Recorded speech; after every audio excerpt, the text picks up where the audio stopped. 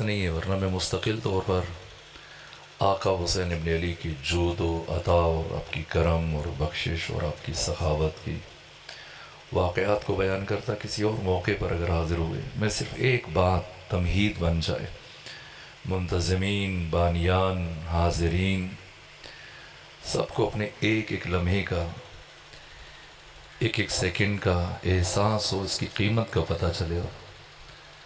ख़ुद बानियान ने जो इतनी जहमत की है, वो कोशिश की, और आप जो घरों से चल के आए, और जिस हस्ती के साथ आप मुआमला करने के लिए बैठे हैं, अंदाज़ा हो जाए कि वो कितनी करीम है। आका हुसैन इब्न अली की ज़िंदगी की जो हज़ारों वाक़यात हैं जिन पर मुस्तकिल किताबें लिखी गई, रिसाले लिखे, वो बजाय ख़ुद बस एक जुमला अर्ज़ करूँ और फिर जो आयत आपके सामने तिलावत की इसकी मुख्तसर तफसीर अर्ज़ करूँ। अब ये चंद साल पहले की बात है। इराक़ से कुछ जवान वो हुसैनिया तामीर कर रहे थे, बारगाह तामीर कर रहे थे, मस्जिद व इमाम बारगाह बना रहे थे। वो काम शुरू किया, दीवारें खड़ी की, लेकिन उनके पास फंड्स की ऐसी कमी हुई, माली मुश्किलात की बदौलत अब काम रुक गया। और कोशिश के बावजूद काम आगे नहीं बढ़ रहा। जिसके पास जाते हैं, मदद तलब करते हैं, लेकिन कोई खातिर खा फ़ायदा नहीं हो रहा। और मुसलसल कई महीने मस्जिद और इमाम बारगाह की तामीर का काम रुका रहा। यहाँ तक कि किसी ने इन जवानों से कहा जो ये बारगाह तामीर कर रहे थे कि फ़लाँ मकाम पर एक मोमिन है, ताजिर है, अगर तुम उसके पास जाओ और अपनी मुश्किल बयान करो तो उम्मीद है कि तुम्हारी परेशानी दूर हो जाएगी, वो तुम्हारी खातिर खा मदद कर देगा। तवज्जो है। ये जवान गए और जाकर अपनी गायत बयान की, मकसद बयान किया। तो उस ताजिर ने, उस मोमिन ने अपनी चेक बुक इन जवानों की तरफ बढ़ा दी। तो कहा आप अपनी रकम लिखें, मतलूबा जो आपको ज़रूरत है तो मैं दस्तखत कर दूँ। तो उन जवानों में से एक ने कहा कि इतनी लिखना कि ये दे दें, इतनी ज़्यादा न लिख देना कि सिरे से वो मुनसरिफ हो जाए और इनकार कर दें, जो थोड़ी बहुत मदद की तवक्को है उससे भी महरूम रह जाए। तो दूसरे जवान ने कहा कि ना, मेरा दिल गवाही देता है कि हमारी ज़रूरत पूरी हो जाएगी, हमें जितनी रकम चाहिए मस्जिद और इमाम बारगाह की तामीर की तकमील के लिए आप लिख दो, हो सकता है यहीं से हमारी ज़रूरत पूरी हो जाए। सो उन्होंने एक तखमीना और अंदाज़ा लगा कर मतलूबा रकम उस चेक पर दर्ज की, लिखी, और डरते डरते वो चेक बुक वापस ताजिर की तरफ बढ़ाई, ये सोचते हुए नहीं मालूम अब ये सिग्नेचर करेगा नहीं करेगा, दस्तखत करेगा नहीं करेगा। लेकिन उस ताजिर ने जब चेक बुक सामने रखी और कलम हाथ में लिया तो अपना रुख दूसरी तरफ मोड़ लिया और रुख मोड़ कर उस चेक पर दस्तखत कर दिए और चेक अलग करके उनको दिया कि जाओ कैश करवा लो। ये जवान जाने लगे तो इनमें से एक जवान ने कहा ताजिर से कि आपने दस्तखत करने से पहले ये चेक को देखा नहीं, हो सकता है हमने बहुत ज़्यादा रकम लिख दी हो और इत्तेफाक से हमने बहुत ज़्यादा रकम लिखी, लेकिन आपने दस्तखत करने से पहले एक निगाह नहीं डाली, देखा नहीं कि हमने कितनी लिखी। तो उस ताजिर ने जवाब दिया कि मेरा आका हुसैन इब्न अली के साथ मामला अलग है। जवानों ने चेक लिया, इन जवानों ने चेक लिया, गए कैश करवाया, जाके तामीर का सिलसिला सरेनौ शुरू किया। चंद महीनों में, साल डेढ़ साल में बारगाह मस्जिद मुकम्मल हुई। और फिर चंद साल गुजरने के बाद इस ताजिर की वफ़ात हो गई और एक फ़कीह ने, एक मुज्तहिद ने, आलिम ने ख्वाब में इस ताजिर को देखा। जिस दिन इस ताजिर की वफ़ात हुई उसी शब ख्वाब देखा कि मुनकिर व नकीर ने कब्र में इस ताजिर का नाम अमल, दफ्तर अमल, इसका नाम अमाल खोला। और जैसी हिसाब व किताब शुरू होने लगा तो एक आवाज़ बुलंद हुई कि इस मोमिन की कब्र में आका हुसैन इब्न अली तशरीफ़ ला रहे हैं। यहाँ तक कि हज़रत तशरीफ़ लाए और बैठ के फरमाया कि इस मोमिन का दफ्तर अमल, इसका नाम आमाल मेरी तरफ बढ़ा दो।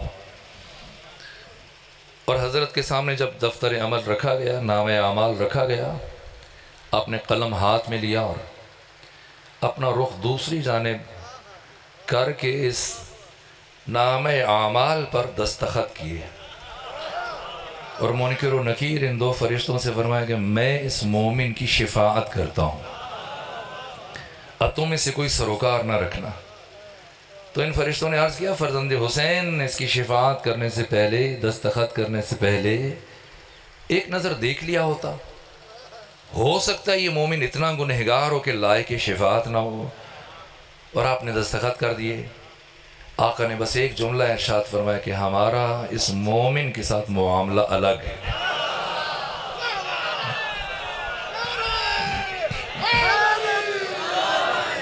वो हुसैन इब्न अली,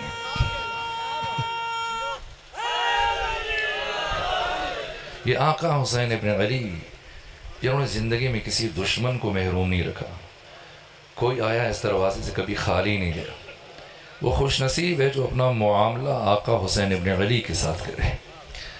मैंने चाह रहा हूँ कि खुद एक जी चाहता है कि खुद आका से मुतल्लिक़ गुफ्तगू करूँ, लेकिन आप इब्तिदाई गुफ्तगू है तो मैंने आए विलायत आपके सामने तिलावत की। मैं चाहता हूँ कि बस दोबारा जब हाजिर होने का मौका मिले तो यहीं से बात आगे बढ़े, लेकिन इब्तिदा इसी मरहले से लेके चले। इन्नमा वलियुकुमुल्लाह, इसलिए कि करबला की जंग विलायत की जंग है और हुसैन इब्न अली ने निज़ाम उज़्मे विलायत को बचाने के लिए करबला में क़याम फरमाया। यहाँ तक कि आप देख लें रोज़े आशूर किस मरहले पे हुसैन इब्न अली ने तलवार उठाई। अकबर शहीद हुए, तलवार नहीं उठाई। कासिम शहीद हुए, तलवार नहीं उठाई। अब्बास शहीद हुए, तलवार नहीं उठाई। अली असगर की शहादत के बावजूद इमाम हुसैन ने तलवार नहीं उठाई। कब तलवार उठाई है? जब आखिरी मरहले में अपने घोड़े को ख़याम के दरवाज़े पर बांधा, अपने नाना रसूलुल्लाह का नाका लिया। इसी मकसद के लिए हुसैन अपने जद के नाका को साथ लेकर गए। रसूल इस्लाम का अम्मामा जिसका नाम सहाब था अपने सर पे बांधा, अपने नाना का आसा उठाया, हाथ में अपने नाना की अंगूठी पहनी है, कंधों पर अपने नाना मोहम्मद मुस्तफ़ा की अबा को रखा है और नाका पे सवार होकर खुतबा दिया। और जब आधे घंटे तकरीबन गुफ्तगू फरमाई और फिर सदा इस्तिगासा बुलंद किया और किसी से कोई जवाब मौसूल ना हुआ, तो हज़रत ने एक सवाल किया। फरमाया, बताओ क्यों तुम सब आज के दिन मेरे कत्ल के लिए जमा हुए हो? अब समझेंगे हुसैन इब्न अली ने रोज़े आशूर दुश्मन से ये सवाल क्यों पूछा। अब हुसैन इब्न अली ने तलवार उठानी है, लेकिन तलवार उठाने से पहले हुसैन इब्न अली दुश्मन से अजीब एतराफ़ ले रहे कि बताओ क्यों तुम सब मेरे कत्ल के लिए जमा हुए हो। जब सवाल पूछा तो सब ने बैक जुबान जवाब दिया, बुग़्ज़न ले अबीक, हुसैन तेरे बाप अली इब्न अबी तालिब की दुश्मनी। बच्चे समझेंगे, जवान गौर करेंगे। हुसैन इब्न अली ने तलवार उठाने से पहले दुश्मन से ये एतराफ़ क्यों लिया? याद है जब हुसैन इब्न अली मदीना से चले थे तो क्या फरमाया था? जब आपके छोटे भाई मोहम्मद जिनका लक़ब हनफिया है, अर्ज़ किया आका इराक़ ना जाएं। फरमाया जाऊँगा। पूछा क्यों जाएंगे? फरमाया शाह अल्लाह अन यरानी क़तीला, अल्लाह मुझे अपने रास्ते में शहीद होते हुए देखना चाहता। फिर अर्ज़ किया खुद जाते हैं तो चले जाएं, मुख़द्दरात इस्मत व तहारत को ना ले जाएं। फरमाया शाह अल्लाह अन यराहुन्ना सबाया,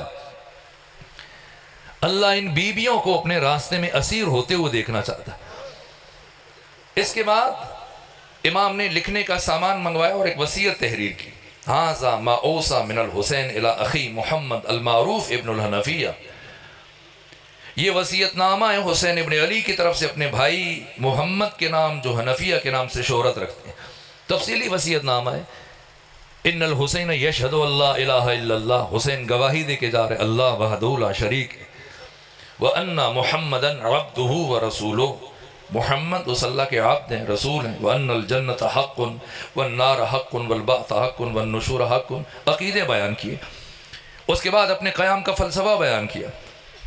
इन्नी लम अखरुज अशरन वला बतरन वला मुफसिदन वला ज़ालिमा, मेरा क़याम मुल्कगीरी के लिए नहीं, मेरा क़याम तौक़ीर पसंदी के लिए नहीं, मैं ममलिकत इस्लामिया में फ़साद बर्पा नहीं करना चाहता। बल खरजतो लितलबिल इस्लाह फ़ी उम्मत जद्दी रसूलिल्लाह, मैं सिर्फ अपने नाना मोहम्मद मुस्तफ़ा की उम्मत की इस्लाह के लिए जा रहा हूँ। उरीद अन आमुर बिल मारूफ व अनहा अनिल मुनकर, और उसके बाद जो पॉलिसी दी अपनी मंशूर बयान किया, व उसीरो बिसीरत जद्दी रसूलिल्लाह व अबी अमीरुल मोमिनीन, मैं सारे सफ़र और क़याम में अपने नाना मोहम्मद मुस्तफ़ा की सीरत को ज़िंदा करूँगा। अब समझें ताकि मैं अपने मौजू से मुंसलिक हो जाऊँ। अपने जद रसूलुल्लाह की सीरत को ज़िंदा करूँगा। रसूल इस्लाम की सीरत क्या है? पैगंबर इस्लाम ने अपनी ज़िंदगी में 3 साल जो दावत ज़ुल-अशीरा के बाद मख्फी दावत, इसके बाद जो अलनी दावत के 10 साल मक्का और 10 साल मदीना, इन 20 सालों में पैगंबर इस्लाम ने सबसे ज़्यादा जिस हकीकत को बयान किया वो अली इब्न अबी तालिब की विलायत थी। वो किस किस अंदाज से बयान किया, इंसान हैरान हो जाता है। यहाँ तक एक मरतबा ख़त्मी मरतबा जंग से वापस आ रहे थे और किसी सहरा से गुजरते हुए बैठे ज़मीन पर, हज़ारों सुहाबा दाएँ बाएँ के पैगंबर बैठ गए और पैगंबर ने अजीब तरीका इख्तियार किया, अपनी छड़ी से ज़मीन के ऊपर लकीरें खींचना शुरू की, टेढ़ी मेढ़ी खचमच मुसलसल सैकड़ों लकीरें खींची। और साहबा हैरान है पैगंबर क्या करना चाह रहे हैं, क्या कहना चाह रहे हैं। लेकिन ये भी समझाने का एक अंदाज है। ये सारी लकीरें खींचने के बाद पैगंबर इस्लाम ने एक सीधी लकीर खींची और सीधी लकीर खींचने के बाद फरमाया, मेरे साहबा याद रखना, ऐसा नहीं है कि खुदा तक पहुंचने के बहुत सारे रास्ते हैं और उन रास्तों में से एक रास्ता अली है। ना, ऐसा नहीं है, बल्कि खुदा तक पहुंचने का सिर्फ एक रास्ता है और उस रास्ते का नाम अली इब्न अबी तालिब है। कदम कदम पर हर रोज किस अंदाज से, अगर मेरी एक बात उम्मत की समझ में ना आए दूसरी समझ में आ जाए, एक हदीस उम्मत तक न पहुंचे दूसरी पहुंच जाए। और कभी कभी इंसान जब इस ज़ाविया दीद से ख़त्मी मरतबत की सीरत का मुताला करता है, उसे यूं लगने लग जाता है कि पैगंबर गिरामी इस्लाम आए ही अली इब्न अबी तालिब की विलायत का ऐलान करने के लिए, कोई मौका नहीं जाने दिया यहाँ तक। लेकिन जो बात इमाम तबरानी अहले सुन्नत के इमाम, बहुत बड़ी शख्सियत है दुनिया हदीस में, 260 में विलादत हुई, 360 में वफ़ात हुई है, 100 साल ज़िंदगी गुजारी, 100 से ऊपर किताबें लिखी हैं। मौजमुल औसत में ये वाक़या तहरीर किया ताकि समझ में आए कि हुसैन ने कब तलवार उठाई। इमाम तबरानी ने लिखा, इमाम नसाई ने लिखा, बड़े बड़े अहले सुन्नत मुहद्दिसीन ने तहरीर किया कि ख़त्मी मरतबत का एक सहाबी जिसका नाम हज़रत बुरैद अस्लमी रज़ी अल्लाह ताला अन्हो, एक दिन पैगंबर के पास आए और अर्ज़ किया, या रसूल अल्लाह, मैं हर रोज़ आपकी ज़बान से अली इब्न अबी तालिब की फजीलत सुनता हूँ, कभी एक अंदाज में कभी दूसरे अंदाज में। आप अली की अफजलियत को बयान करते हैं, अली के शरफ़ को, मकाम को, मंजिलत को। इसके बावजूद मैं कभी कभी अपने दिल में अली इब्न अबी तालिब के लिए कीना महसूस करता हूँ, बुग़्ज़ महसूस करता हूँ। ये अहले सुन्नत उलमा ने लिखा। ये कहा और कहने के बाद बुरैद अस्लमी ने अपना सर झुका लिया और अब जवाब के इंतजार में बैठे कि पैगंबर क्या जवाब देते हैं। लेकिन बहुत वक्त गुजर गया, पैगंबर की तरफ से कोई जवाब नहीं आया। जब काफ़ी देर गुजरने के बावजूद पैगंबर की तरफ से कोई जवाब ना आया तो अब बुरैद अस्लमी की परेशानी बढ़ी, क्या का जवाब क्यों नहीं दे रहे। तो देखने के लिए कि पैगंबर जवाब क्यों नहीं दे रहे, बुरैदा ने सर उठाया। जब सर उठाया तो देखा अगरचे सर्दी का मौसम था, इसके बावजूद पैगंबर इस्लाम के चेहरे से पसीने के कतरे ज़मीन पर गिर रहे थे और गुस्से की वजह से पैगंबर इस्लाम का चेहरा सुर्ख हो चुका था। बुरैदा घबराए, परेशान हुए। मैंने ऐसी बात कही कि पैगंबर इस्लाम को नाराज़ कर दिया और अब परेशान हुए और पैगंबर इस्लाम को राज़ी करने के लिए एक मरतबा अर्ज़ किया, या रसूल अल्लाह, मुझसे गलती हुई, आप अल्लाह के नबी हैं, मुझे मुआफ़ कर दीजिए। और जब गलती का एतराफ़ किया, इसके बावजूद देखा पैगंबर को जवाब नहीं दे रहे। अब बुरैदा ने महसूस किया कि बात गलती से आगे बढ़ चुकी है। अर्ज़ किया, या रसूल अल्लाह, मुझसे गुनाह हुआ, आप अल्लाह के नबी हैं, मुझे मुआफ़ कर दीजिए। लेकिन जब देखा कि एतराफ़ गुनाह के बावजूद ख़त्मी मर्तबत ने कोई जवाब न दिया, अब इमाम तबरानी कहते हैं कि बुरैदा की परेशानी हद से बढ़ी, और जब कुछ समझ में ना आया तो एक मर्तबा अर्ज़ किया, या रसूल अल्लाह हाथ बढ़ाइए, मैं आपके हाथ पर दोबारा इस्लाम की बैअत करता हूं। और इमाम तबरानी ने लिखा, अजीब ये हुआ कि जब बुरैदा ने यह बात कही तो पैगंबर इस्लाम ने अपना हाथ बढ़ा दिया। क्या मतलब? यानी पैगंबर की निगाह में अली इब्न अबी तालिब के साथ दुश्मनी कुफ्र है। अब समझे कि हुसैन इब्न अली ने करबला में किस मरहले में तलवार उठाई। हुसैन इब्न अली ने मुअर्रिख के सुपुर्द नहीं किया कि वो आए और करबला को लिखे और दुनिया को बताए कि करबला क्या थी। मुअर्रिख के कलम में इतनी ताकत और सलाहियत नहीं थी कि वो बयान कर सके कि करबला और आशूरा क्या है। हुसैन ने खुद करबला को बयान किया, आशूरा को बयान किया। किस मरहले पर तलवार उठाई? तलवार उठानी है, लेकिन अगर अभी जंग शुरू कर देते, मुअर्रिख ये लिखता कि मुसलमानों के दरमियान जंग हो गई थी। हुसैन इब्न अली ने रोज़े आशूर तलवार उठाने से पहले दुश्मन से एतराफ़ लिया कि बताओ क्यों मेरे कत्ल के लिए जमा हुए हो। जब सब ने बैक जुबान का बुग़्ज़न ले अबी, तेरे बाप अली की दुश्मनी में, अब आप समझेंगे कि इकरार क्यों लिया। ये इकरार लेकर हुसैन इब्न अली ने दुश्मन के कुफ्र पर मोहर तस्दीक सब्त कर दी कि खबरदार आप कोई मुअर्रिख ये ना लिखे कि मुसलमानों के दरमियान जंग हुई थी ना, इसलिए कि जो हुसैन के मुकाबले में आ जाए वो फिर मुसलमान नहीं रहता। कब तलवार उठाई? पहले एतराफ़ लिया है। विलायत ये असास करबला है, विलायत असास आशूरा है। इसलिए आज पहले मरहले में जब परवरदिगार ने मुझे तौफीक दी आपकी खिदमत में हाजिर होकर गुफ्तगू करने के लिए, जितना भी महदूद मुख्तसर वक्त है, मैं विलायत उज़्मा और मकाम विलायत उज़्मा से मुतल्लिक मुख्तसर बात करूँ। इन्नमा वलियुकुमुल्लाह, तुम्हारा वली सिर्फ और सिर्फ अल्लाह है। वल्लज़ीना व रसूलुहु, और उसका रसूल भी तुम्हारा वली है। वल्लज़ीना, और वो लोग, आमनुल्लज़ीना, जो हकीकत ईमान के हामिल, वो हामिलान ईमान, युकीमून सलात, के जो नमाज कायम करते हैं, वह योतून ज़कात, और ज़कात अदा करते हैं, वो हम राकिऊन, दर हाली की वो रुकू में। सबसे पहले परवरदिगार ने अपनी विलायत को बयान किया ताकि फिर नबी की विलायत समझ में आ जाए और अली की विलायत समझ में आ जाए। अल्लाह वली है, लेकिन हम क्यों माने? यह सवाल इमाम चहारों से पूछा गया, फर्जंद हुसैन अली ज़ैनुल आबिदीन, बताएं अल्लाह की विलायत क्यों वाजिब है इंसानों पर? तो फरमाया दो वजूहात की बिना पर हक ताला की विलायत बशर पर वाजिब है। पहली वजह, अल्लाह इंसानों का खालिक है। दूसरी वजह, अल्लाह इंसानों का रब है।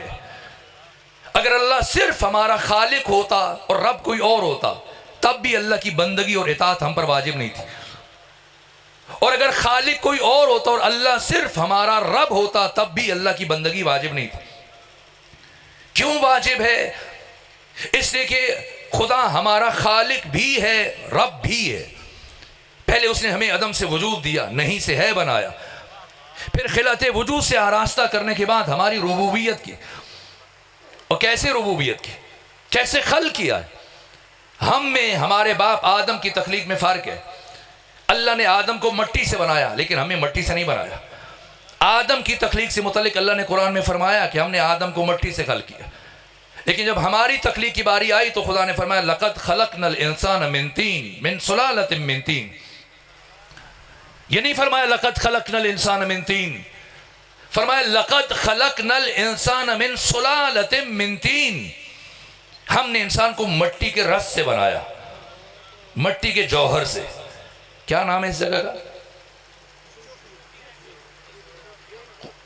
चनियोट का एक देहात है वहां।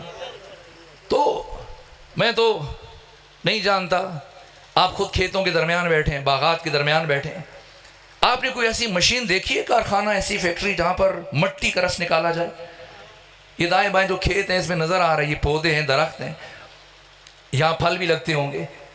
बाकी फलों का तो रस निकलते हो आपने देखा होगा। अभी आम का मौसम है, आम है, गन्ना है, संतरा है, सेब है, नाशपाती है, बाकी फल है।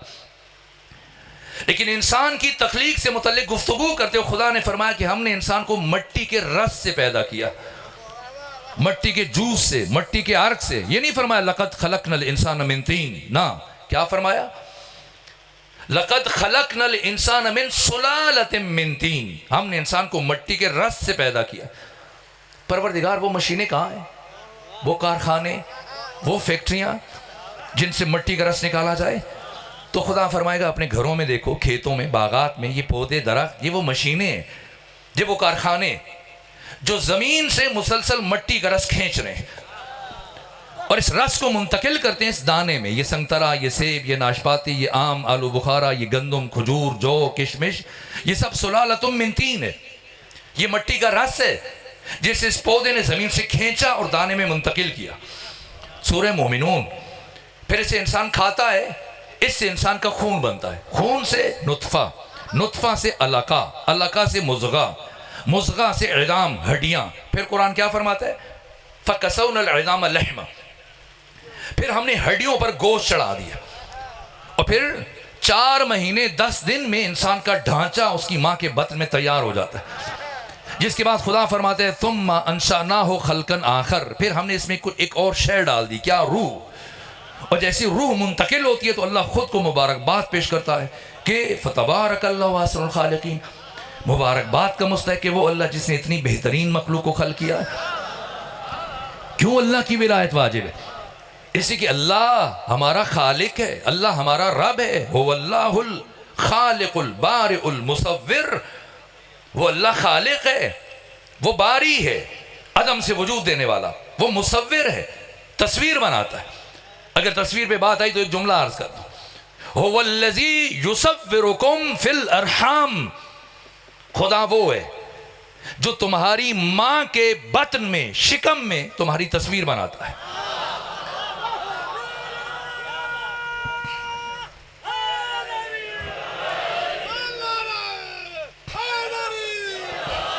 फिर फरमाया सव्वरकुम व अहसन सुवरकुम। इंसान, हमने तुम्हारी तस्वीर बनाई हो, बुरी तस्वीर नहीं बनाई, बेहतरीन तस्वीर बनाई। कभी फरमाया है इंसान, हमने 3 तारीकियों के पीछे तुम्हारी, अंधेरों में तुम्हारी तस्वीर बनाई। अगर बात छिड़ी तो 2 जुमले अर्ज करूं। ये तस्वीर बनाने के लिए कुछ शराइत हैं, कुछ शुरूत हैं। दुनिया में आप में से भी, आपके इस देहात में भी लोग, शायद बहुत सारे अफराद अपने घरों में तस्वीरें लगाते हैं। बाज़ों को शौक़ होता है दूसरे मुल्कों से हज़ारों डॉलर खर्च करके शाहपारे ख़रीद कर लाते हैं कीमती तस्वीर और फिर उनकी हिफाजत करते हैं, अपने ड्राइंग रूम की जीनत बनाते हैं। जब कोई मुसव्विर तस्वीर बनाना चाहता है तो तस्वीर बनाने के लिए कुछ शराइत हैं जिनके बगैर तस्वीर नहीं बन सकती। आए, जब अल्लाह बार बार खुद को कुरान में कह रहा है वो मुसव्विर है, तस्वीर बनाता है, बत्न मादर में तस्वीर बनाता है, बेहतरीन तस्वीर बनाता है, 3 पर्दों के पीछे इंसान की तस्वीर बनाता है, तो क्या वो ऐसा मुसव्विर है जैसे हमारे यहाँ पाए जाते हैं? ना, दुनियावी मुसव्विर के लिए कुछ शराइत हैं। पहली शर्त जगह हो ताकि वो बैठे और तस्वीर बनाए। दूसरी शर्त कैनवस, चमड़ा जिस पर तस्वीर बनाई जाए। तीसरी शर्त रोशनी, अंधेरे में तस्वीर नहीं बन सकती। और चौथी शर्त, जिस शय पर तस्वीर बनाई जा रही है वो शय हालत करार में हो।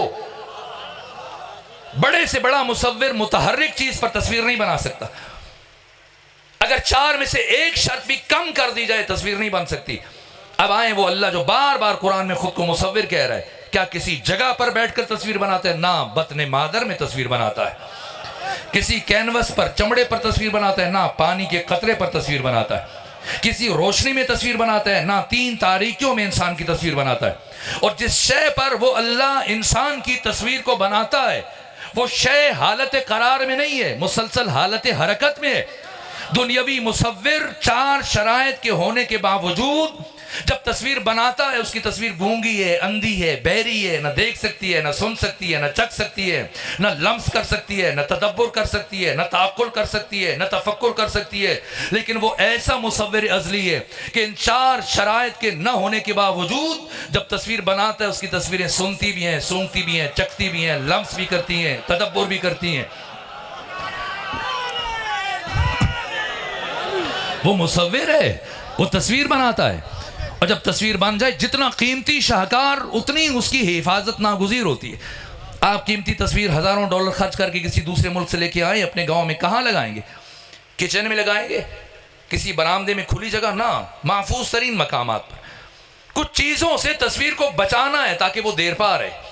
आग से बचाएं वरना तस्वीर जल जाएगी, पानी से बचाएं वरना उसके रंग धुल जाएंगे, बह जाएंगे, मट्टी से बचाएं उसके नक्श धुंधले पड़ जाएंगे, हवा से बचाएं उसके रंग मुतासिर हो जाएंगे।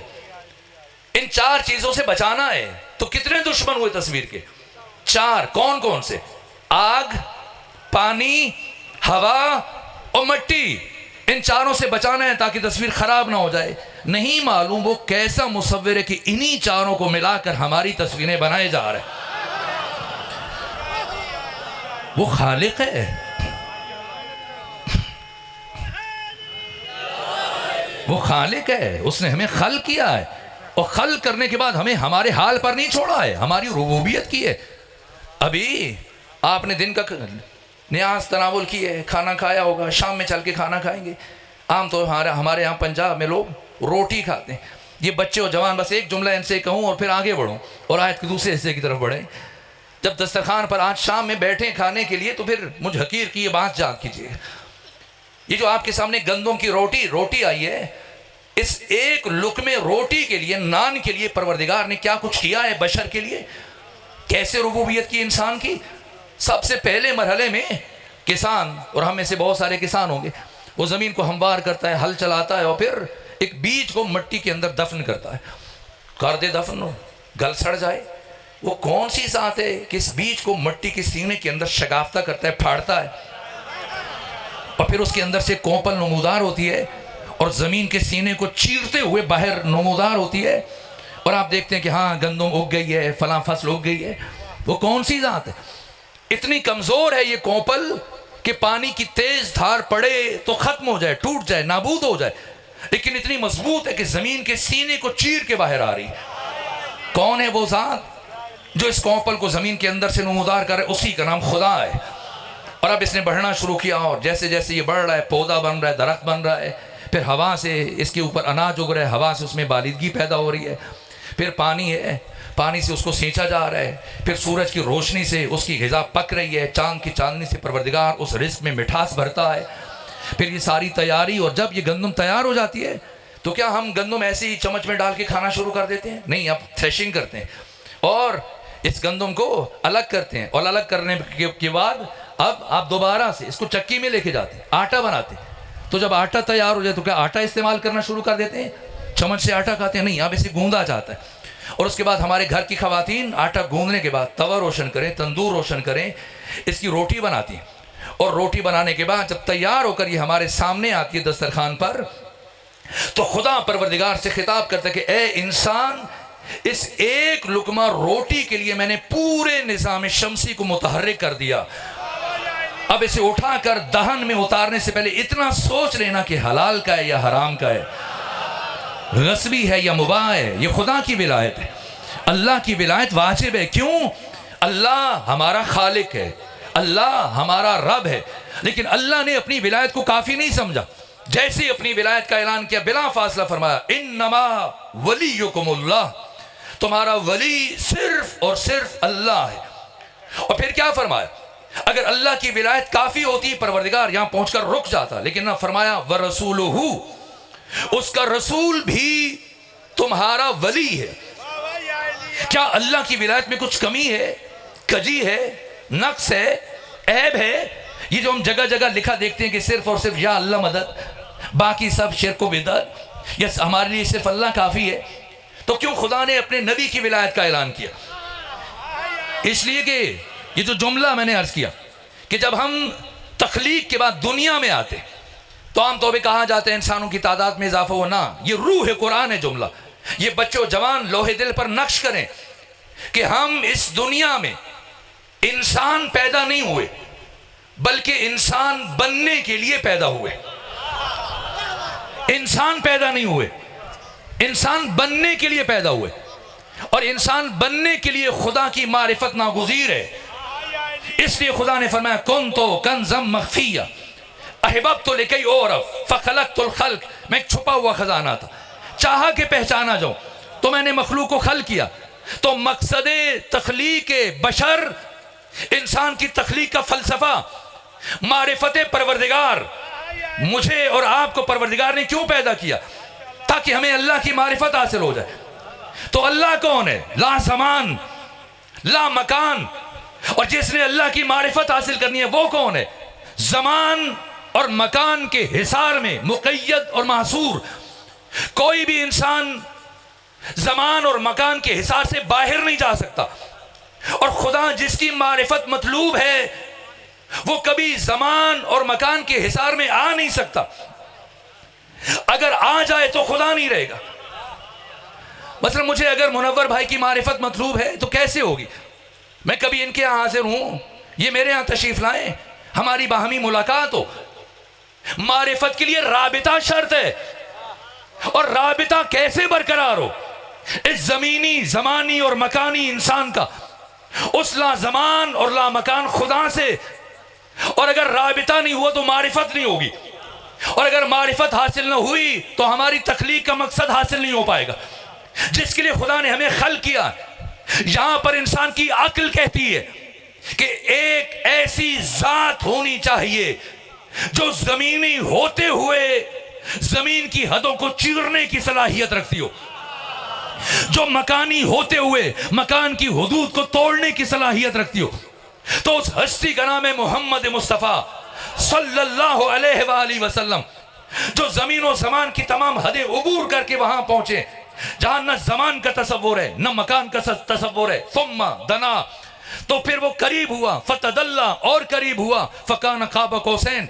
यहां तक कि खुदा और मुस्तफ़ा के दरमियान दो कमाने औ अदना या इससे भी कम का फासला रह गया। कितना कम फासला रह गया या खुदा जानता है या मुस्तफ़ा जानता है या वो जानता है कि जिसके लहजे में खुदा अपने मुस्तफ़ा से गुफ्तगू कर रहा है।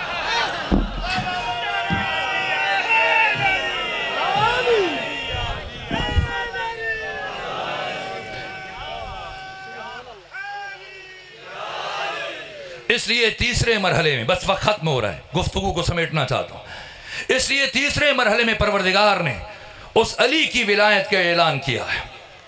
वो अली जो हालत रुकू में ज़कात देते हुए नजर आए, वो भी तुम्हारा वली है।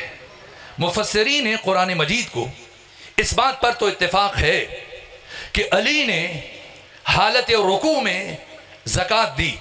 अब वक्त नहीं, ना हम इस बात में जाना चाहते। तमाम मुफस्सिरीन को इस बात पर तो इत्तेफाक है कि अली ने हालत रुकू में ज़कात दी। हम इस बात में नहीं जाते। हम कमाल अदब से मुफस्सिरीन कुरान से ये सवाल करते हैं, अल्लाह वली है ये कुरान में है, रसूल वली है ये कुरान में है, अली वली है ये कुरान में है।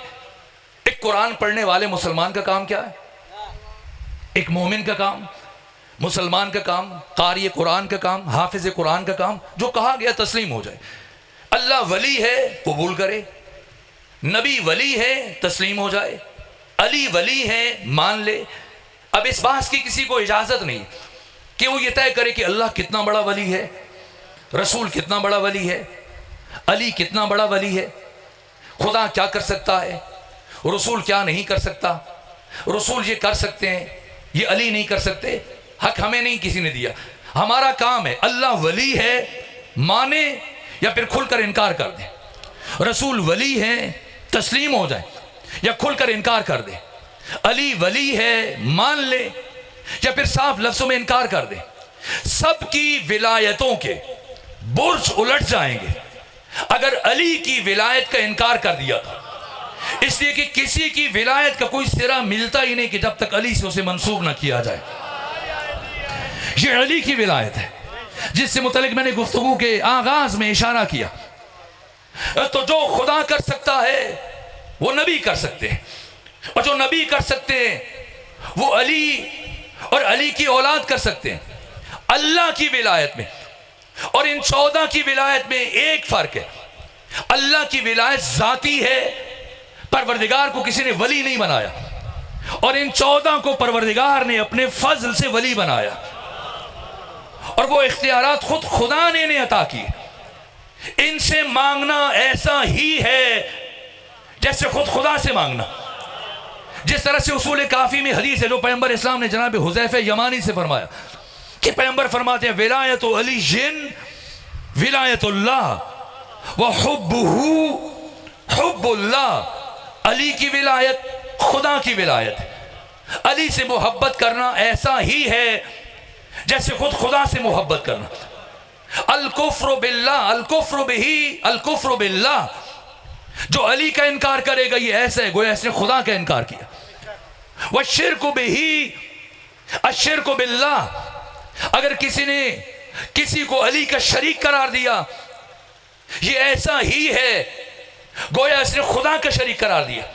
अब सीने में सकत ने गुफ्तगू समेटना चाहता हूं लेकिन चेहरों पर थोड़ी सी हैरत देखकर जी चाहता है कि एक अर्ज और कर दो और एक जुमला और आगे बढ़ा दो। हम मसला खिलाफत में हमारा किसी भी मुसलमान के साथ खा वो हनफी शाफी हम्बली मालकी अहले हदीस देवबंदी बरेलवी किसी भी मसलक से उनका ताल्लुक है। मसला खिलाफत में हमारे से कोई इख्तिलाफ नहीं किसी मुसलमान के साथ। ये जो अली को पहला साबित कर रहा है ये जो अली को चौथा साबित कर रहा है ना हम अली को पहला मानते हैं ना अली को चौथा मानते हैं। इसलिए कि जो गिनती में आ जाए उसे अली नहीं कहते। अली अल्लाह की अहदियत का मजहर है। अली हक ताला की अहदियत का मजहर। ये जो खुदा को वाहिद कहा जाता है ये मजाजन कहा जाता है इसलिए कि वाहिद अददी में ये नक्स है कि वाहिद का निस्फ भी मुमकिन है दो भी मुमकिन है। खुदा हकीकतन अहद है। अहद का ना निस्फ मुमकिन है ना दो मुमकिन है। अली अल्लाह की अहदियत के मजहर हैं। मसला खिलाफत में किसी भी मुसलमान के साथ हमारा कोई इख्तिलाफ नहीं। आपका जी चाहता है जिसे पहला माने जिसे चौथा माने। आप मेहरबानी फरमा के ना अली को चौथा खलीफा साबित करें ना पहला खलीफा साबित करें। इसलिए कि सिरे से मैदान अलग है। जितने भी फिरक इस्लामी हैं वो जिस खिलाफत की बात करते हैं वो और है।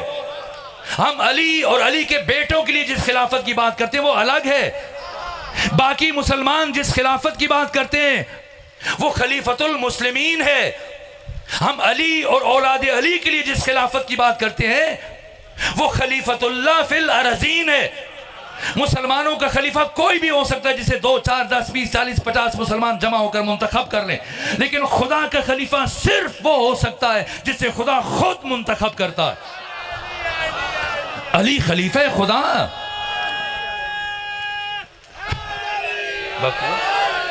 इस खिलाफत की क्या अर्जिश है? इस हुकूमत की अली के नज़दीक क्या हैसियत है? जंग सिफीन में मकाम ज़िकार पर जब मौला मुत्तकियान अपने हाथों से फटी हुई जूती काट रहे हैं तो एक मरतबा हिब्रुल उम्मा मुफस्सिर कुरान अब्दुल्ला इब्ने अब्बास हैरत से देखे जा रहे हैं। 3 बरे आज़मों का हुक्मरान अली अपने हाथों से फटी हुई जूती काट रहे हैं। जब अली ने देखा कि इब्ने अब्बास हैरत से मेरी तरफ देखे जा रहे हैं पूछा है इब्ने अब्बास बता तुम्हारी निगाह में इस जूती क्या कीमत है? अब इब्ने अब्बास ने दोबारा अली की जूती को गौर से देखा और कहा हजरत नाराज ना हो तो अर्ज करूं। हजरत ने फरमाया कहो क्या कीमत है इस जूती की तुम्हारे निगाह में? कहने लगे हजरत इतनी कोहना है फट चुकी है इतनी पुरानी है कि अगर आप अब इस जूती को फेंक दें तो अरब का फकीर तरीन इंसान भी नहीं उठाएगा। मौला मुत्तकियान ने ये सुना एक मरतबा इब्ने अब्बास की तरफ देखा और ये तारीखी जुमला इरशाद फरमाया सुनो इब्ने अब्बास अली इब्ने अबी तालिब की निगाह में तुम्हारी इस हुकूमत और खिलाफत की कीमत इस फटी हुई जूती से भी कमतर है। सैयदुल उलमा अल्लामा अली नकी नक्कन ने आगे जाके अल्लामा नक्कन ने खूबसूरत जुमला कहा इसके ज़िम्न में का अव्वलीन और आखरीन में तारीख़ बशर में तारीख़ आलम में तारीख़ आदम में तारीख़ ख़ातम में तारीख़ इंसानी में अली वो वाहिद हुक्मरान है जो ये जुमला कह सकता है। क्या तख्त सल्तनत पस्त और अली की जूती बुलंद? क्यों? का इसलिए कि तख्त सल्तनत पर कभी बातिल के पांव आए और कभी हक के पांव आए लेकिन अली की जूती वो मुबारक जूती है जिसमें हमेशा हक के पांव आए। वो अली जो लोगों की दी हुई खुदाई को ठोकर मार दे, वो तुम्हारी लेके इस खिलाफत को लेके क्या खुश होगा। समझना है, अली की विलायत को समझना है, इन 14 की विलायत को समझना है। बस आखिरी जुमला अर्ज करूं, अब सीने में सकत नहीं और गुफ्तगू को समेटना चाहता हूं। और इस विलायत उस्मा को इमाम अली इब्न मुसर रिजा ने बाजार निशापुर में बयान किया। जब मामून रशीद ने 200 हिजरी में हजरत को विलायत अहदी की पेशकश की और आपको मदीने से खुरासान बुलाया, तो जैसे ही इमाम को बुलाया, अब रास्ते में बाजार निशापुर में हजरत का फकीदुल मिसाल इस्तिकबाल हुआ।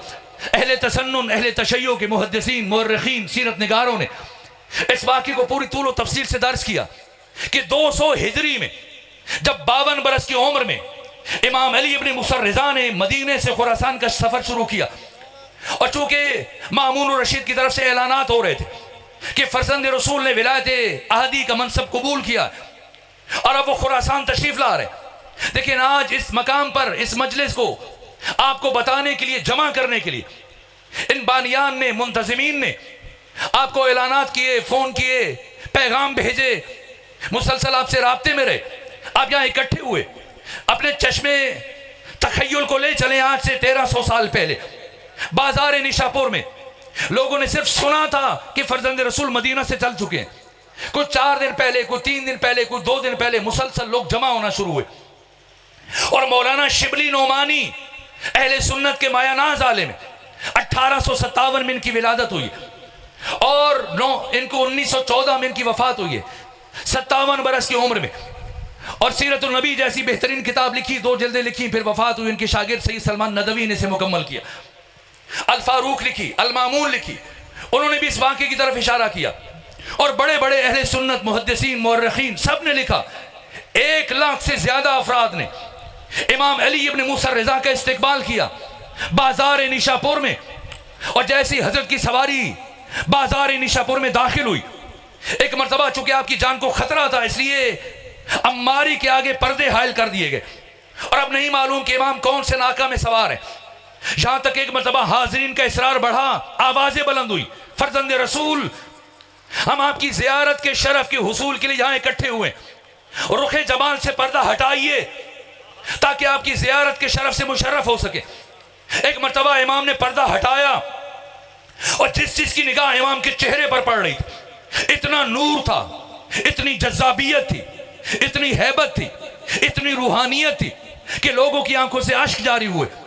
और अहले सुन्नत मुअर्रिखीन ने लिखा कि बाजार निशापुर में गिरिए की आवाजें बुलंद होना शुरू हुई, यहां तक कि हजरत ने कुछ लम्हों के बाद अम्मारी के पर्दे को गिराया, आगे बढ़े, चंद कदम तय किए तो मजमे से दोबारा आवाजें बुलंद हुई, फरजंद रसूल, रुखे जमाल की जियारत का शरफ हासिल कर लिया। अब कुछ हदीस भी बयान कर दीजिए। और क्यों इतना इसरार है बयान हदीस पर? क्या मुहद्दिसीन खत्म हो चुके हैं? ना, 24,000 से लेकर 28,000 मुहद्दिस खुद बाजार निशापुर में मौजूद है, जिनके हाथों में कलम है। हालत इंतजार में खुद इमाम इस्माइल बुखारी जिन्होंने सही बुखारी लिखी है, इमाम मुस्लिम बिन हज्जाज जिन्होंने सही मुस्लिम लिखी, इनके उस्ताद जाहिया बिन मोइन, बाकी असातीद हदीस बाजार निशापुर में मौजूद है। खुद इमाम अहमद इब्न हंबल जिनकी 241 हिजरी में हुई, जो आइमा अरबा में से अहले तसन्नुन के एक इमाम है, ये भी बाजार निशापुर में मौजूद है। जब इमाम अली इब्न मुसर रिजा की इमामत का आगाज हुआ, इनकी उम्र 19.5 साल थी। बाजार निशापुर में इनकी उम्र 36.5 साल थी। और इमाम की शहादत के वक्त इमाम अहमद इब्न हंबल की उम्र 40 साल थी। ये इमाम अहमद इब्न हंबल बाजार निशापुर में मौजूद है। और जब ये इसरार बढ़ा, फरजंद रसूल, कोई हदीस सुना दीजिए। सवाल क्यों इतना इसरार है? जब 2.5 लाख का हदीस के हाफिज इमाम अहमद इब्न हंबल मौजूद हैं, तो इनसे सुन लें। फिर इमाम से इसरार क्यों हो रहा है? तो किसी मुहद्दिस की जुबान से हदीस का सुनना और है, और अपने जमाने के मोहम्मद मुस्तफा की जुबान से हदीस का सुनना और। एक मर्तबा सलावात भेजिए खानदान फातिमा।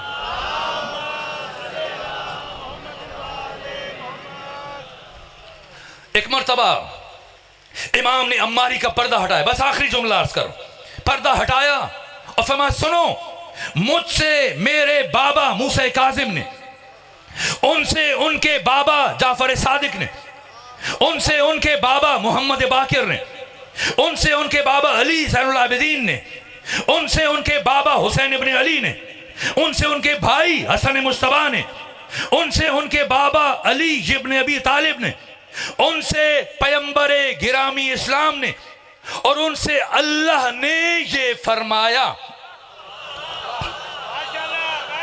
इसे सिलसिलतुज़ ज़हब कहा जाता है। इससे मुतल्लिक इमाम अहमद इब्न हंबल के जुमले कि जिस खूबसूरत अंदाज से अली इब्न मूसा रिज़ा बाजार निशापुर में खुद से खुदा तक पहुंचे, अगर इन नामों को इसी तरतीब के साथ पढ़कर किसी पागल और दीवाने पर दम कर दिया जाए तो उसे शिफा हासिल हो जाए। इतना बड़ा सिलसिला सनद जिक्र किया, इसलिए मैं हदीस बयान कर रहा हूं। इसे सिलसिला ज़हब कहा जाता है ताकि बस आज की हद तक बात मुकम्मल हो जाए। एक मर्तबा फरमाया, सुनो, अल्लाह ये फरमा रहा है कि कलिमतु ला इलाहा इल्लल्लाह हिस्नी, कलिमा ला इलाहा इल्लल्लाह मेरा किला है। फमन दखल फी हिस्नी, जो इस किला तौहीद में दाखिल हो गया, अमिन अमिन अजाबी, मेरे अजाब से बच गया। ये कहा, पर्दा गिरा दिया, सवारी चल पड़ी, लेकिन सामने चनियोट के मोमिनीन नहीं थे, जो गर्मी की हिद्दत और शिद्दत के सबब से उकताना शुरू हो गए, थकना शुरू हो गए। सामने बाजार निशापुर के वो अफराद थे जो बराबर कई दिनों से और बास कई घंटों से मुसलसल हालत इंतजार में सरापा गोश बने हुए, तवज्जुहात उस उरूज पे थी। एक मर्तबा सब के सब मुतवज्जे हुए, ना सिर्फ इतनी सी बात कहने के लिए अली इब्न मूसा रिज़ा इतने बड़े सिलसिले सनद को बयान ना करते। यकीनन बात कुछ और है, इसलिए दोबारा मजमे से इसरार बढ़ा, फर्जंद रसूल अपनी बात को मुकम्मल कीजिए। जब इसरार बढ़ा, हजरत ने दोबारा अम्मारी का पर्दा हटाया और सिर्फ एक जुमला इरशाद फरमाया कि जो खुदा फरमा रहा है, कलिमतु ला इलाहा इल्लल्लाह हिस्नी, कलिमा ला इलाहा इल्लल्लाह मेरा किला है। फमन दखल फी हिस्नी, जो इस किला तौहीद में दाखिल हुआ, अमिन अमिन अजाबी, मेरे अजाब से बच गया। ये जो मैंने हदीस पढ़ी है, इसकी कुछ शर्तें हैं, इसकी कुछ शराइत हैं, बेशर्तिहा व शुरूतिहा, इसकी कुछ शुरूत हैं, व अना मिन शुरूतिहा, और कलिमा ला इलाहा इल्लल्लाह की शराइत में से एक शर्त मैं अली इब्न मूसा रिज़ा हूं। लोग समझते हैं सिर्फ ला इलाहा इल्लल्लाह की मशक़ें करने से इंसान मुवाहिद बन जाएगा, तौहीद परस्त बन जाएगा। ना, इस हदीस कुदसी की तफसीर में खुमैनी बुतशिकन ने, आयतुल्लाह जवादी आमली ने, आयतुल्लाह वहीद खुरासानी ने जो तफसीर बयान की है, कुफ्र और इस्लाम की जो तारीफ की है, शिर्क की तारीफ की है और तौहीद की निसाब को बयान किया। ला इलाहा इल्लल्लाह तौहीद है, लेकिन कमाल तौहीद नहीं। ला इलाहा इल्लल्लाह तौहीद का नुक्ता आगाज है। तवज्जो, कमाल तौहीद क्या है? कमाल तौहीद अल्लाह की वहदानियत के बाद इन 14 की विलायत मुतलका का कमा हक़्क़ुहु एतराफ़ करना, इजहार करना, यह तौहीद का कमाल है। फिर कुफ्र क्या है और शिर्क क्या है?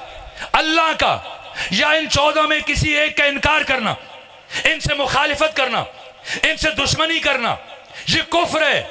और शिर्क क्या है? अल्लाह के बाद इन 14 में से कायनात के किसी भी 15वें इंसान को उठाकर इन 14 की सफ में शामिल करके बराबरी की सतह पर लाने की कोशिश करना, ये शिर्क है। शिर्क इन 14 की विलायत हक ताला की वहदानियत का नागुज़ीर ततिम्मा है, नागुज़ीर तकमिला है। इनकी विलायत वही है जो खुदा की विलायत है। इनसे मोहब्बत करना ऐसा ही है जैसे खुद खुदा से मोहब्बत करना। इनसे मदद मांगना ऐसा ही है जैसे खुद खुदा से मदद तलब करना। ये 14 खुद खुदा की मशीयत है, ये 14 खुद खुदा की रजा है, ये 14 खुद इरादा खुदा है, ये 14 खुद मशीयत खुदा है, ये 14 अल्लाह की मशीयत का ज़र्फ है। अगर किसी को मुश्किल पेश आ रही है और बात समझ नहीं आ रही तो जाए रोज़े आशूर जब हुर इब्न यजीद अर्रयाही आंखों पर पट्टी बांधकर अपने बेटे और गुलाम के हमरा हुसैन इब्न अली की बारगाह में हाजिर हुए और सवाल किया, फर्जंद रसूल हुसैन इब्न अली, क्या अल्लाह मुझे मुआफ कर देगा?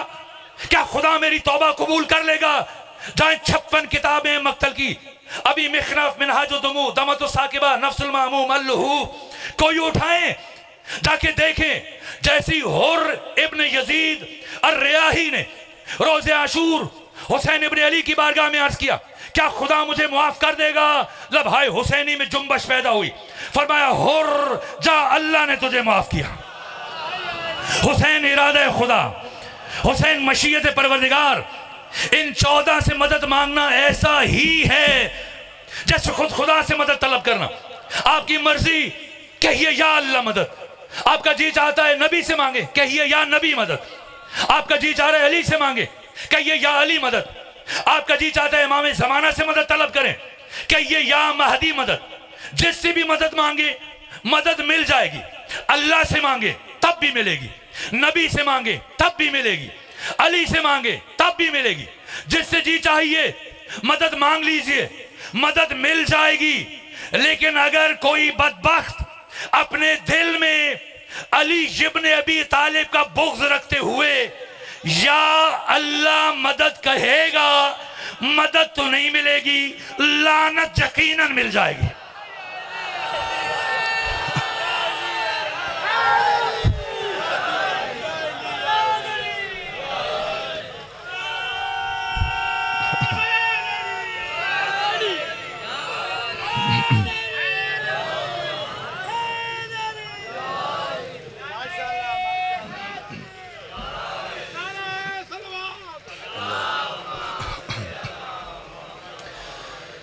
शर्मिंदा हो के वक्त ख़त्म हो, कभी दोबारा तौफीक हुई तो यहीं से बात आगे बढ़ाएंगे। करबला की जंग तौहीद की जंग है। करबला की जंग ख़त्म नबूवत की, रिसालत और नबूवत की जंग है। करबला की जंग इस्लाम की हक़ानियत की जंग है। करबला की जंग इन 14 की विलायत की जंग है। और अगर ये जंग सकीना बिन्तुल हुसैन को अपने हमरा ले जाए बग़ैर बच सकती तो हुसैन कभी अपनी बेटी सकीना को साथ ना लेके जाता। इन 2 शहीदों ने इमाम हुसैन की मज़लूमियत पर मोहर तस्दीक साबित कर दी, वरना करबला हिजाज और दुनिया अरब तक महदूद रह जाती। करबला के 2 शहीद वो हैं जिन्होंने हुसैन इब्न अली की मज़लूमियत पर मोहर तस्दीक साबित कर दी। एक वो जो एक हिंदुस्तानी शायर ने कहा कि जहाँ में आके वो बिन चले चला भी गया, उस ज़माना तरस गया असगर के नक्शे पा के लिए। और दूसरी जनाब सकीना है। अब तफसीली मसाइब सुनेंगे, मैं तो बस अब एक रिवायत अर्ज़ करूँगा। मक्तल निगारों में ये गुफ्तगू हुई कि करबला में सबसे ज़्यादा मसाइब किस पर आए, किसने सबसे ज़्यादा मसाइब बर्दाश्त किए। तो मक्तल निगारों ने और सीरत निगारों ने लिखा है कि करबला में जो पहले शहीद हुआ उसकी मुसीबत कम है, जो बाद में शहीद हुआ उसकी मुसीबत ज़्यादा है। क्यों? इसलिए कि करबला में मरने से ज़्यादा मुश्किल काम जीना था। जो जितनी देर ज़िंदा रहा उसने उतने मसाइब बर्दाश्त किए। और फिर मक्तल निगारों ने यह जुमला लिखा, जो सबसे आखिर में शहीद हुआ उसकी मुसीबत पिछले तमाम शहीदों से ज़्यादा थी। और फिर मक्तल निगारों ने एक और जुमला लिखा, सारे शहीदों की मुसीबत एक तरफ और एक एक कैदी की मुसीबत एक तरफ। और फिर अहले मकातिल ने यह जुमला लिखा, सारे कैदियों की मुसीबत एक तरफ और हुसैन इब्न अली की छोटी बेटी सकीना की मुसीबत एक तरफ। जिस बीबी की ज़िंदगी का हर लम्हा क़यामत का मरहला था। बस एक रिवायत अर्ज़ करूँ ताकि अंदाज़ा हो जाए कि हुसैन ने इस दीन को हम तक पहुँचाने के लिए क्या कुछ कुर्बान किया। 11 मुहर्रम को यजीद की फ़ौज के 12 जर्नैल हैं। शबस बिन रबई है, अम्र बिन हज्जाज ज़ुबैदी है और अज़रा बिन कैस है, हज्जार बिन अबजर है, हसीन इब्न नुमैर है, शिम्र इब्न ज़िलजोशन, उमर इसाद के हमरा, ये सब कह के लगाते हुए आगे बढ़े और कहा हम बच्चों को बीबियों को आप सवार करेंगे। सानी ज़हरा ने अंगुश्त सब्बाबा का इशारा किया, ख़बरदार कोई हमारे करीब ना आए, हम रसूल ज़ादियाँ हैं, हम खुद सवार होंगे। सानी ज़हरा ने बंधे हुए हाथों से एक एक बीबी को सवार किया, एक एक बच्चे को सवार किया, खुद सैयद सज्जाद को सवार किया और सबसे आखिर में उस बच्चे को सवार किया जिसके लिए खुसूसी तौर पर इमाम हुसैन ने वसीयत फरमाई थी, ज़ैनब मेरी सकीना का बहुत ख्याल रखना। जनाब सकीना को सवार किया और अब इरादा किया कि खुद जनाब सकीना के साथ बैठ जाए। बैठने लगी, सवार होने लगी तो एक मरतबा शिम्र इब्ने ज़िलजोशन गुस्से से खोलता हुआ आगे बढ़ा, कहने लगा, अली की बेटी, मैं इस बच्ची के साथ किसी और को सवार नहीं होने दूंगा। सानी ज़हरा ने फरमाया, शिम्र, इस बच्चे ने कभी महमल पर अकेले सफ़र नहीं किया, कैसे मुमकिन है कि बगैर महमल के सफ़र कर सके, ये बच्ची गिर जाएगी। करना अली की बेटी, मैं ऐसा इंतज़ाम करूँगा आपकी बच्ची नहीं गिरेगी। सुन सकेंगे इस शकी ने क्या किया, इसने ज़मीन से रस्सी का एक टुकड़ा उठाया और उस रस्सी का एक सिरा जनाब सकीना के पाँव के साथ बांधा और रस्सी को ऊंट के नीचे से गुजार कर दूसरा सिरा दूसरे पाँव के साथ बांध दिया। तो हंसने लगा, अली की बेटी देखिए मैंने क्या इंतज़ाम किया, अब ये बच्ची नहीं गिरेगी। काफिला चल पड़ा, मंजिलें तय होने लगी, शहर गुजर रहे हैं, देहात गुजर रहे हैं, सहरा गुजर रहे हैं, जंगल गुजर रहे हैं, लेकिन ये रस्सी मुसलसल ऊंट की जिल्द के साथ रगड़ खाती रही और रगड़ खाते खाते ये कमज़ोर होती रही और एक मरहले पर पहुंचकर रस्सी खुल गई। ये कौन सा वक्त था जब कारवान एक जंगल से गुजर रहा था, आधी रात का वक्त था, रस्सी खुली और हुसैन इब्ने अली की मजलूमा बेटी ऊंट की बुलंदी से ज़मीन पर गिरी। चूँकि तारीकी थी, सन्नाटा था, अंधेरा था, किसी ने बीबी को गिरते हुए ना देखा। काफिला चलता रहा, लेकिन चंद कदम तय होने के बाद काफिला रुक गया। एक मरतबा शिम्र इब्ने ज़िलजोशन गुस्से से अपने सिपाहियों के पास आया, कहने लगा, मैंने तुम्हें मना किया था मेरी इजाज़त के बगैर न रुकना, क्यों रुके हो? कहा, शिम्र क्या करें, वो नेज़ा जिस पर सरे हुसैन इब्ने अली सवार है, ये नेज़ा ज़मीन में गड़ गया है, उठाने के बावजूद नहीं उठ रहा। शिम्र है, कातिल हुसैन है, लेकिन जानता है कि सरे हुसैन कैसे आगे बढ़ेगा। सिपाहियों से नहीं कहा कि अगर एक से नहीं उठा दो उठाओ, तीन उठाओ, ना, इसने ताजियाना लिया, चलते हुए इमाम सज्जाद के पास पहुंचा और कुछ कहे बिना इमाम की पुश्त पर ताजियानों की बारिश कर दी। इतने ताजियाने मारे इमाम सज्जाद की पुश्त पर कि खून जारी हुआ। यहाँ तक कि इसने कहा, सज्जाद अपने बाबा हुसैन से कहें यहाँ से आगे बढ़े, वरना इतना मारूंगा कि यहीं पर आपकी मौत हो जाएगी।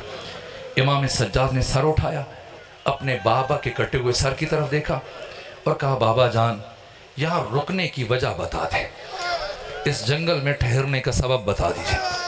एक मरतबा लभाए हुसैनी में जुम्बश पैदा हुई, फरमाया, अरे सज्जाद, मेरी सकीना पीछे जंगल में गिर गई है